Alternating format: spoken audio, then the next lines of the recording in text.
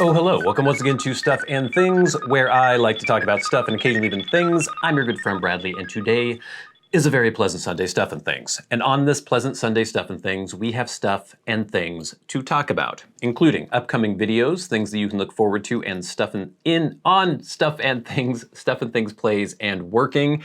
I'll talk about the dangers of pressure washers. I'm going to touch on possibly a hot button issue, but it's something that has affected me personally recently, and that is a sort of student loan forgiveness program that's going on in the US right now. I'm going to answer the question, do I remember how to play my song Radio, a song that I wrote years ago, and a couple weeks ago I posted that audio for you so you could watch it on YouTube. It's the song that bookends my pipe blend review videos. And then, of course, we'll have your questions, comments, and feedback in hashtag askstuffandthings. So let's get into it. All right, upcoming videos. What can you look forward to on Stuff and Things Working and Stuff and Things Plays? Well, this coming Wednesday, I'm going to be doing a video on a very cool throwback Seattle Seahawks jersey by Mitchell and Ness. It's part of the Mitchell and Ness Authentic line. Football season is almost here. Preseason is underway. And the Seahawks announced their new throwback alternate jerseys that they're going to be wearing for a couple games this year, I think. And because of that, I tracked down an authentic 1985 Steve Largent jersey. It's not a real Steve Largent jersey from 1985, but it's part of the Mitchell and Ness Authentic line. And I'm going to be showing you that in the next video on Wednesday. The fit, the quality of it, just everything about it. I'm going to show you that next Wednesday. The Wednesday after that, we will have the full review of Cult Blood Red Moon. Many of you were surprised, shocked, appalled even by my first impressions video that posted last week. The full review is done, it's ready, it is uploaded, and it will be not this coming week, but the week after, and you'll see if my initial somewhat positive opinion of Cult Blood Red Moon, a cherry chocolate flavored aromatic, held through to the very end when I do my full review. And then we will be doing a first impressions video for Seattle Pipe Club Down Yonder. An interesting blend, one that did not do the things I thought it was going to do. Very strange blend. We'll be hitting that eventually on the channel. On Monday at 6 a.m. Pacific, Working episode 10 will be premiering. And in that one, we're pouring a very large footing for a basement, and you'll see some interesting stuff there. Some really big, wide footings, tons of rebar, just an interesting build, I think. And then, of course, on Stuff and Things Plays, we have every Monday, Wednesday, and Friday, the Tears of the Kingdom, The Legend of Zelda Tears of the Kingdom series continuing.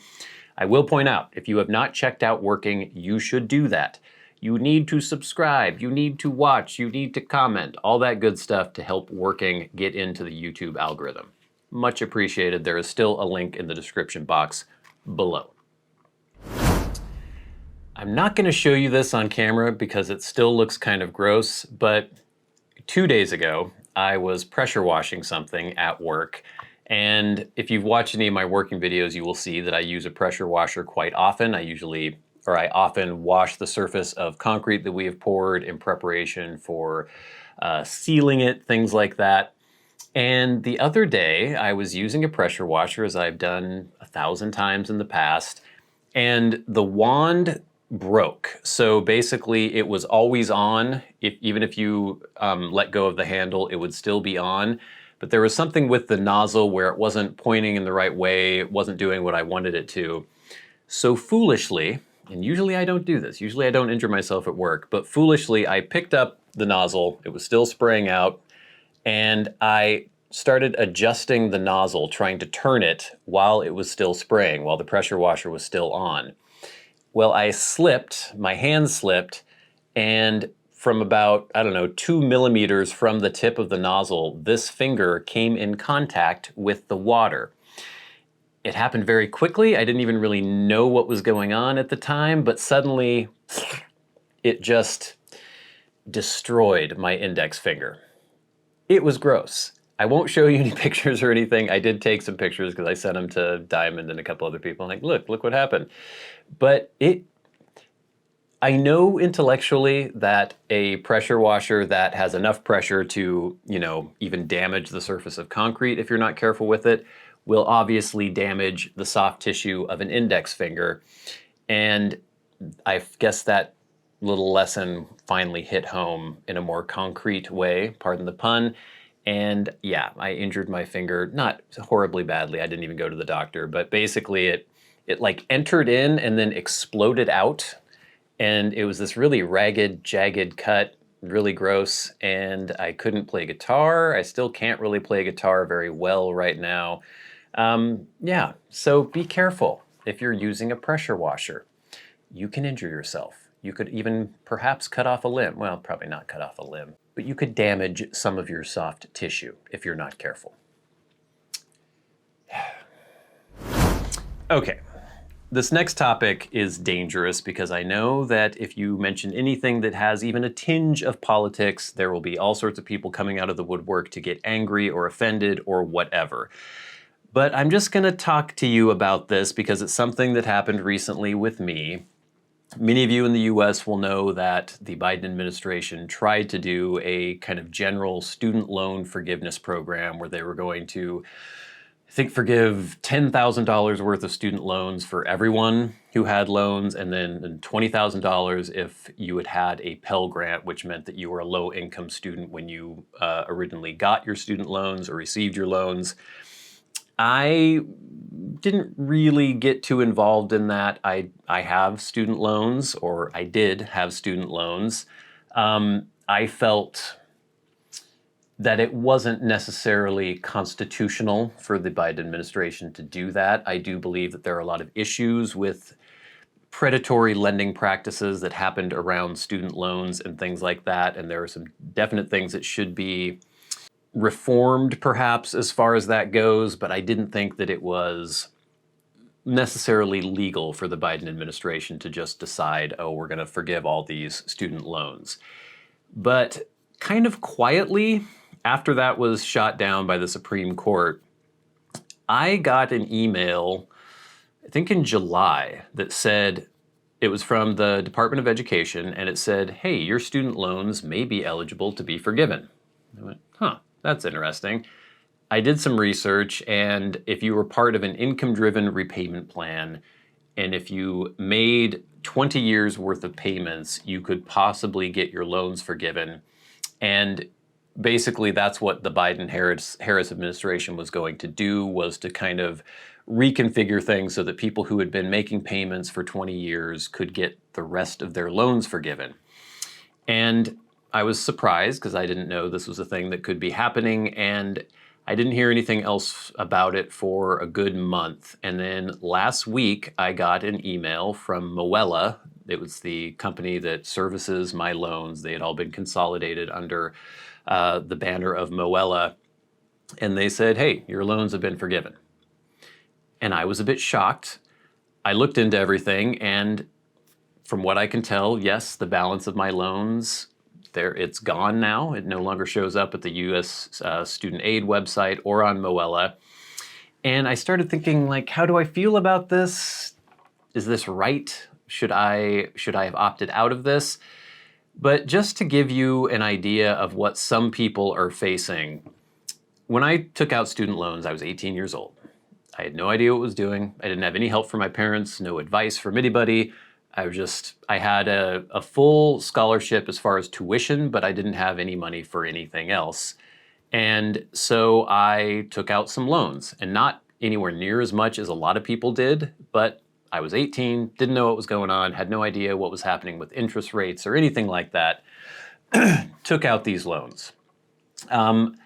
I started paying on them when I was no longer in school, and I have been paying them. And when I was in my early 20s, I was obviously paying the minimum amount because I had no money, and I also, again, didn't really have any kind of financial sense at that time. I was just like, oh, I'll pay the minimum, whatever. I paid the minimum for years. I have ended up paying twice the original principal and still owed almost twice the original principal. So that should show you something about the interest rates and just kind of the problem with the whole structure. obviously people should do their research before they agree to something, but as is often the case in a situation like this, you're talking about very young people who don't have the kind of financial knowledge that they should have. Maybe they don't have advice from their parents or other people they can trust. So I had this debt that I had been paying on, had paid twice the principal off, but still owed about twice the principal. And now it's just gone, which I guess I don't feel bad about because, like I said, I have paid over twice of what the original principal was. And now I would never take out a loan like the ones I took out when I was 18. I would read the fine print. I would understand what's going on with interest rates and what that would mean as far as how much I would have to pay back eventually, minimum payments, all that stuff. But I didn't have that information then. So I guess all this is to say that even though I didn't necessarily agree with the idea of a general amnesty, and I'm still kind of ambivalent about what just happened with me, I can understand that a lot of people were sort of taken advantage of, and a lot of people had some very predatory loans that they took out without understanding the full implications. So either we need to really reform that, we need to reform just how much college costs because it's ridiculous in the United States. And I think a lot of that has to do with just the whole student loan industry, but not to open up a giant can of worms and cause everyone to start arguing in the comments. I just thought that was interesting. I don't think a lot of people are talking about this, but yeah, my loans are gone, which is kind of nice. I have to admit, it's kind of nice. All right, gang, so a couple weeks ago, I think it's been a couple weeks now, I posted the audio of the song Radio, a song that I recorded years ago and that I wrote even longer ago. I did a Sunday Stuff and Things where I was talking about former bands that I had been in, and Radio is the song that bookends my pipe blend reviews. It's been on my channel for years and years on those reviews. People have asked me forever to post the actual song. Where can they hear the song? Can they download the song? So I finally did a video that's just the audio of the song. And I got tons of responses on that. So many people were so nice about it. But a lot of people were asking for, first of all, for lyrics for the song. So on that original video, it's just the song Radio. It's a couple weeks ago. You can find it on my videos. I have posted the lyrics in the description for that video. So those of you who want to know the lyrics, they are posted now in the description. But I had some people ask, how do you play that song? Can you tell me how to play that song? What are the chords for that song? And I started thinking, I don't know if I can remember how to play that. I haven't played it in so long. And when I wrote it originally, I didn't really know how to play guitar very well. Not that I'm amazing now, but I definitely know a lot more now than I did then. So I was mostly playing open chords and things. So I thought I would bring my guitar along and I would see if I could remember how to play this song. So maybe I'll have to adjust the camera a little bit so it can see a little bit of what I'm doing. I had to think for a minute, and I'm doing this pretty fresh actually because I don't want to cheat. I just want to see if I can actually remember how to play this. And I'm gonna just go through it and see what happens. The song starts with like a D shape, and again, when I first wrote this song, I didn't really know anything about guitar. I just kind of played open chords and things like that. So I think it's like a D sus sort of thing. Those of you who play guitar, this will be beneficial, but for those of you who don't, this might just be funny to see me struggling, trying to figure out how to play my own song that I wrote. But I think it's like a D shape. Yeah. So we're doing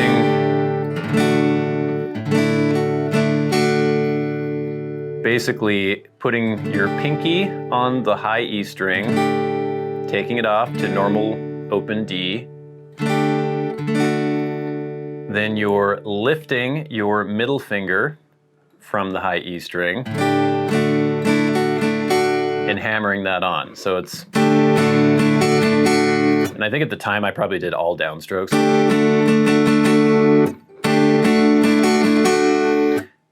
So So what's next? D shape. I think I did like a D7.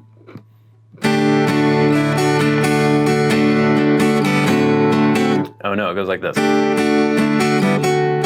Yeah, okay, here we go. I'm figuring it out. So doing that D shape and then going to a D7. And then an E minor. Yeah, okay. It's coming back to me sort of. So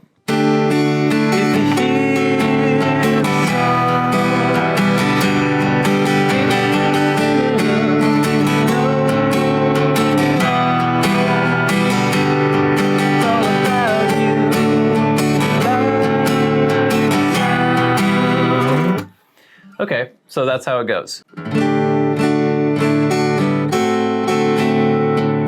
minor, G, D7, E minor, G, and then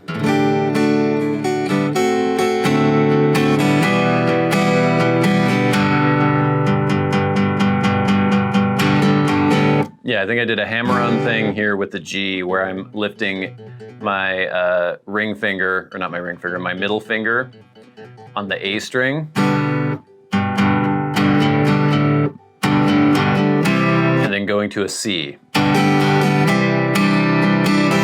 And then doing an add, what was that, add 7? And back to an E minor, so.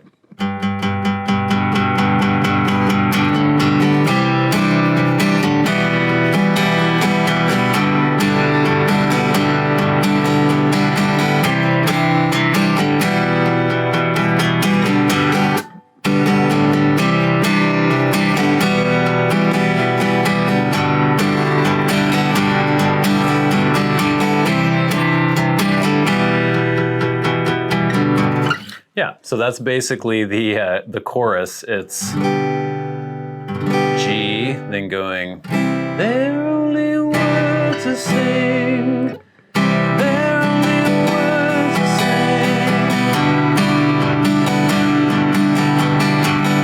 It doesn't mean a thing now. Boom, boom, boom, boom. This I will provide all that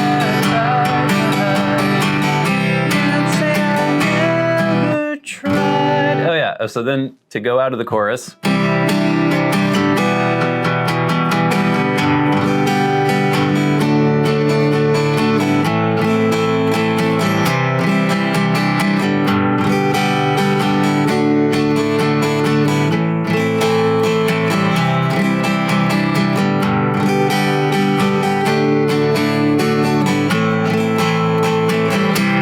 Okay, so that's kind of the bridge section where it goes. You're doing more of a little lighter strumming pattern with a G. So going back to the D with a little hammer on. And then an A minor. And then back to a C, and then putting that add 7.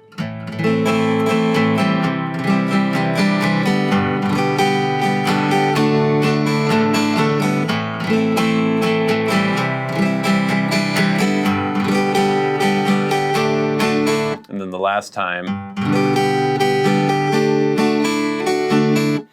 doing the pinky on the E string of the D shape, A minor,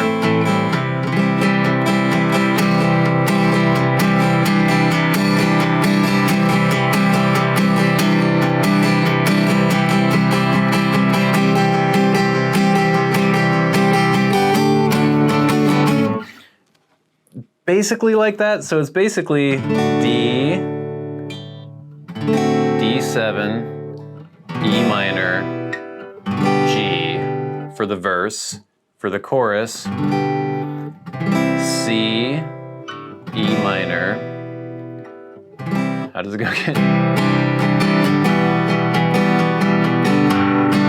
Yeah, so C, E minor, G is basically the chorus.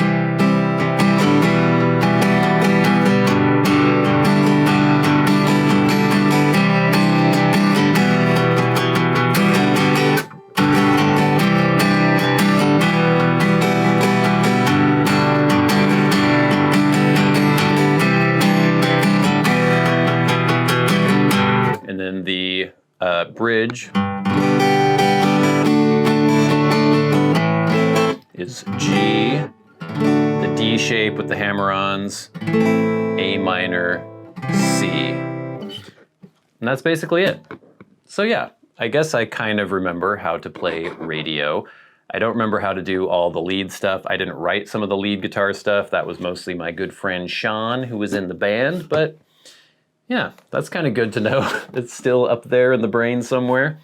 I think now I'm probably just better at figuring out songs in general though, so I think most songs, maybe most songs that I wrote in the past, even if I never wrote down the chords or anything like that, I could still probably figure them out. Good to know. All right, gang, but now it is time for hashtag #AskStuffandThings. Remember, if you have a question for me and you would like it answered on the Sunday Stuff and Things, tweet at @SATBradley with the hashtag #AskStuffandThings. You can also write to me via Patreon. If you are a Patreon supporter, go right to the front of the line. You can hit that super thanks button under this video and go right to the front of the line. Or you can leave questions, comments, and feedback in my YouTube comments section. First, from last week's Sunday Stuff and Things, we have some feedback from @SmashingArtful, who says, "Thanks for re-recording. That has got to be a pain." Yeah, last week I had some audio issues. Looks as though the audio is still working fine. @LedgerandLace said, "I'm just a Jane Austen journal chick. If someone had told me I'd be a loyal follower of this channel since 2015 for a hobby I don't even do, I would not have believed it. But you are very entertaining. Even more surprising is how much I enjoy your new channel, Working. Again, it's nothing I would ever do, but I've learned so much in just a short time, and as always, you make it interesting. So that's my testimonial for other people to check it out." Thank you, Hallie's Ledger and Lace. I very much appreciate that, and you should follow her advice. Check out Working. Next, from @Salvatore Kalura 2692. "I'm in the process of filling with lighter fluid the cotton wadding of my Zippo lighter with pipe chimney insert. I suddenly heard the word crotchile come through my headphones. The guffaw that involuntarily escaped me was of such force that I nearly sprayed my kitchen with petroleum distillate. Even now, the aftershocks of risibility persist in puffing burning tea out of my SMS Meerschaum billiard.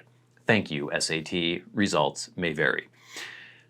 I don't remember saying crotchile. Oh, maybe I was talking about getting into the water in the crotchile area. Yeah, sorry about that. Hopefully you recovered from that little accident. And then we have lots of feedback from the first impressions of Cult Blood Red Moon video. I just tried to pick a few out because there were tons of comments. Many people were quite pleased that I was reviewing that blend or doing a first impressions video for that blend. First, we have from @Superhero1972able. "Wow, was glad and shocked you liked it. I also enjoyed it very much. It's the only aromatic in my collection and rotation. To me, it tastes like someone mixed Orlik Golden Sliced with jarred cherries." Yeah, that's a pretty good description, actually. "I only found it gives an oily mouthfeel if you S it too fast. Otherwise, if I pace myself, it behaves just fine. Glad you finally gave your impressions of it." Thank you for writing in. From @LesBrady. "Now, just wait for the avalanche of aromatic recommendations." And yes, I'm already getting a lot of those from people like, "Oh, well, if you love Cult Blood Red Moon, you're gonna love this or this or this." We'll see. You can keep the recommendations coming in, but I'm not gonna be going whole hog into aromatic blends. And you'll see in the full review that I do for Cult, man, I have trouble saying that right now, Cult Blood Red Moon, that I'm not completely over my skis for aromatics. From @ColinKelly279, "Tried that pretty early in my journey when I thought arrows were all that I was supposed to have. I liked it then and still do, for those rare times when I get that urge. This and Trout Stream are my go-tos in that world. Looking forward to the review." Yeah, several people mentioned Trout Stream, so I might have to check that out. Thank you, Colin. From @Sugo, these @names, @SogoBaugi8721, "Witness the blood moon rise, when its red glow shines upon the land. The aimless spirits of slain monsters return to flesh, just as they did in a war long past. The world is threatened once again." Those of you who have watched my Zelda, Breath of the Wild, or Tears of the Kingdom series on Stuff and Things Plays will understand what he's referencing there. And finally, from @Scotty_in_Ohio, "The Black Forest cake description is spot on. I've not S'd this in quite a while, and after you mentioned it, I said to myself, yep, that's about right. When I've been in the mood for a cherry, I've gone for this blend. Looking forward to your full review. I do, though, ess it in a cob. Yes, many people were quite perplexed that I was still using my poor, long-suffering Peterson to try that blend in. But don't worry, it's fine. And maybe that will be my aromatic pipe going forward if I review more aromatic blends. Thank you for all the questions, the comments, and the feedback. Please keep it coming in. But now it is time for the very best part of the show, and that is where I thank our Patreon supporters. Remember, if you would like to support the channels, 3 channels now on Patreon, there is a link in the description box below, and it is much appreciated. Helps pay for the fancy camera that is filming this video, the lights that are shining upon me, my subscription to the Adobe Creative Cloud so I can edit these videos, possibly in the future a new workstation so I can actually edit 4K video. Still having a lot of trouble with that lately, but we'll get into that later. And every week, we like to shout out those who support the channels at $25 or more a month. People like Kirk Crompton, Glenn Dunnington, Jason Buckner, MDoftheNorth, David Gaudreau, Finn O'Hagan, Ryan McFadin, Arcturus, and Ashes of the Phoenix. And of course, the Maniacs, the crazy people who support the channels at $100 a month. People like Bob Magee. And we'll never forget our dearly departed friend and Hall of Fame member, Peter Straub. Gang, thank you so much for watching. Please stay tuned for that Mitchell and Ness authentic NFL throwback Seahawks Steve Largent 1985 jersey video coming up this Wednesday. After that, Pulp Blood Red Moon, full review. After that, probably right after that, Down Yonder, first impressions video. Working, episode 10, a very interesting episode on Monday at 6 a.m. Pacific time on Working. And then every Monday, Wednesday, and Friday, the Legend of Zelda Tears of the Kingdom series continues. But until next time, until we meet again, I've been your good friend Bradley. You've been the audience. This has been Stuff and Things on a very pleasant Sunday Stuff and Things. I probably shouldn't have been playing guitar because my finger hurts quite a bit now. I'll see you later.